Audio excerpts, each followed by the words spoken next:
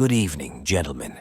I can say gentlemen, as my analytics tell me that 100% of the audience on these videos self-identifies as male. And I can say evening, as that's when YouTube tells me most of you are watching my channel my local time. Anyhow, on to the tacks of brass. I must confess quickly before we start that this isn't so much a part 2 as a morselized synopsis of my 3 other videos on how to identify, classify, and effectively argue with an ideologue. That is, how to engage in productive discourse with someone who refuses to cede ideals to contrary evidence. The title's more for YouTube's algorithm's sake than yours. Sorry. However, several people have also asked for elaboration on my actual methodological proposals for ideological deconsecration, as opposed to deconversion, which is an important distinction that'll come up later. And that's what I intend to provide for you today, though I must stress that you should absolutely not take my advice as the be-all end-all on this matter. This is more a rough sketch than a formal blueprint. We clear? All right, good. Now let's do this thing properly. For those who are new and don't like getting homework assignments from their entertainment, let me just quickly get us all up to speed on our rules of engagement and basic definitional framework. For those who already know, don't care, or are simply short on time, skip to the timestamp on screen for the meat and potatoes portion. For everyone else, the first and most important rule for debating an ideologue is don't. Not unless you really care about the subject or the person directly at hand. Otherwise, you're going to go in there with an attitude of, here's 95 reasons why you're stupid. And that's never won anyone any points with anybody anywhere ever. Rule number 2. The world turns on incentives, not narratives. It's not what they believe that's important, it's why they want to. Rule 3. Just because an idea is in and of itself logical doesn't make it true in actual practice. Rule 4. Feelings don't care about your facts, just as facts don't care about your feelings. You can't force someone to hear reason. You can only encourage them to leave their ideological safe spaces. Whether they actually do or not is their choice alone. And Rule 5.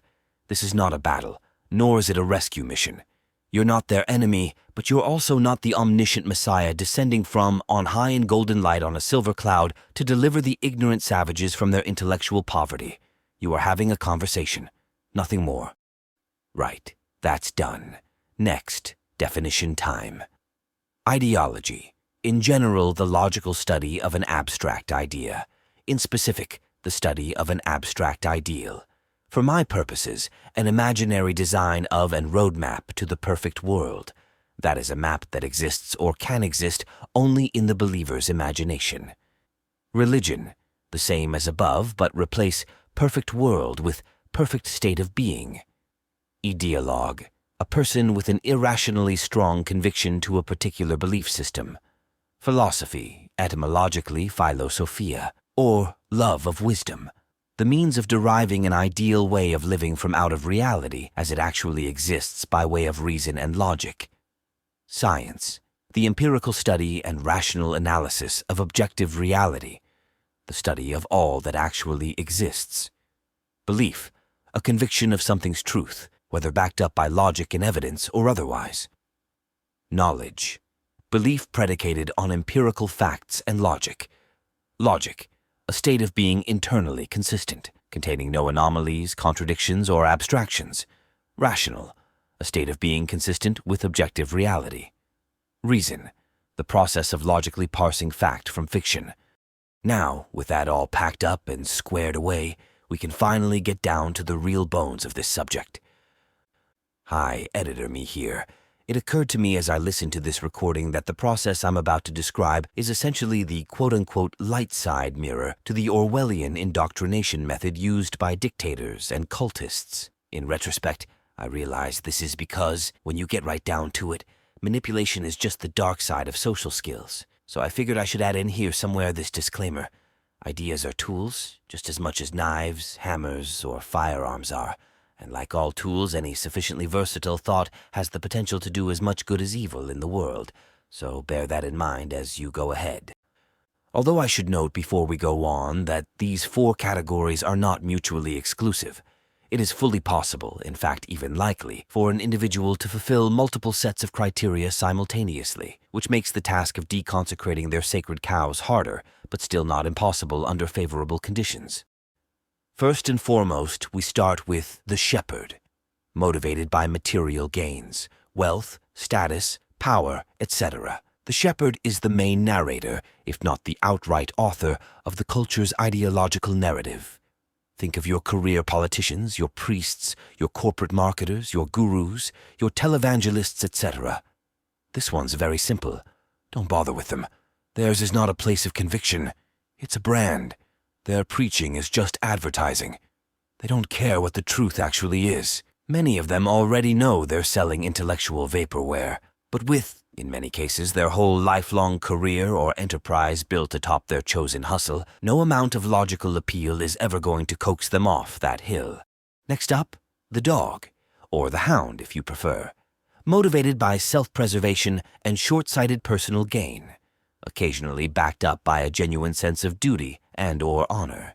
Think of cops, doctors, lawyers, professors, middle managers, and so forth. Again, this one's pretty straightforward. They don't care who put the fences there or why, they're just doing their jobs. So philosophizing with them is a bit like trying to drink rocks. Sure, it's technically possible, but even if you succeed, all you've really done is needlessly torture yourself.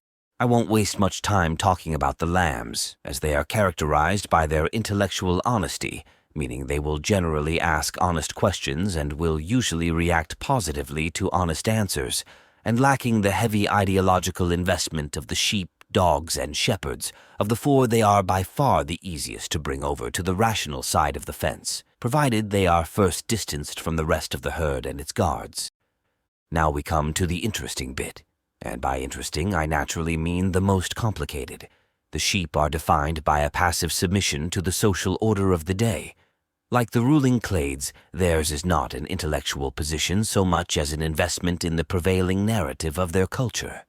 But unlike the social herders, the sheep's investment is not strictly tangible. It's not the Marxist professor's tenured career that solely motivates them to promote such an epic failure of a thesis, though it is a contributing factor, but the egotistical implication that doing so makes them better and smarter than the common folks. Likewise, it is so for those who read scripture as literal, or who join secret societies, or who believe the world is flat. It is the allure of being part of an elite social club, privy to secret knowledge that eludes the common peasants. However, having said all that, the defining feature of this group is the genuineness of their convictions. They're not grifters, they're deluded. Delusions can, at least in theory, be cured if we can assess and remove the incentive for the investment. And as said, incentives are almost always either emotional, egotistical, or both. We need to first knock them off of their high horse before we can hope to come to intellectual grips with them. Now, by popular request, I will give an example scenario from each side of the political spectrum. Starting from the left, let's say you're in a debate with a woke feminist. In one sentence, they tell you that gender is a social construct, meaning any non-cosmetic differences between men and women are purely products of our collective imagination, and therefore do not actually exist in tangible reality, and that we are therefore perfectly equal, meaning functionally interchangeable. But then, in their very next breath, they say that women can do anything a man can do better while pregnant and in heels. And yet, they have also been systemically oppressed by a tyrannical patriarchy, defined by them as a system built by men for men at the expense of women throughout all of human history. Can you spot the contradiction? How can a functionally non-existent group systemically oppress another functionally non-existent group while simultaneously being their inferiors in every measurable way?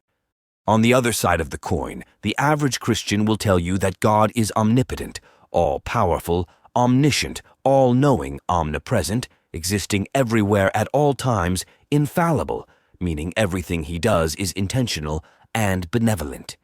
They will also claim he has a perfect plan laid out for both each and every one of us individually and for the universe overall. But where does prayer fit into this model? If the course of history, from the grand to the local scale, has been plotted out in every detail since its inception by an all-seeing, all-wise, almighty celestial father figure, of what use is it to ask for an amendment to his perfect plan? Unless, of course, these ideas are, in point of logical fact, logically incompatible. That acceptance of them both together requires some capacity of ideological dissonance. a trade-off of rational and empirical continuity for emotional equilibrium. Now recall our rules of engagement. In order to compel this person to the side of objective truth, we must first undercut their egotistical ties to their narrative. We can most readily do this by making them feel like a fool for buying into it, which is done by letting them put the aforementioned contradictions out on the table, then throwing them right back with relevant facts and data for double the impact. After doing this, we must offer a compassionate, understanding hand to our flailing adversary. Affirm to them that you're not the evil nemesis they figured you to be by not gloating over their defeat. Instead, offer them mercy and gently, patiently guide them towards that greener pasture. However, I must warn you that this is by no means a guaranteed method of counteracting entrenched ignorance. At a certain point, identity starts to replace ideology as the prime motive, at which stage there can be no recovery, and a vital skill of any rationalist is learning to recognize the opponent so as to decide the most appropriate course of action, which, more often than not, means either disengaging or never initiating contact at all. Anyway, I think I've about covered all the bases as concisely as my non-esoteric vocabulary will allow for. Until next time, stay safe, stay sane, and good luck out there.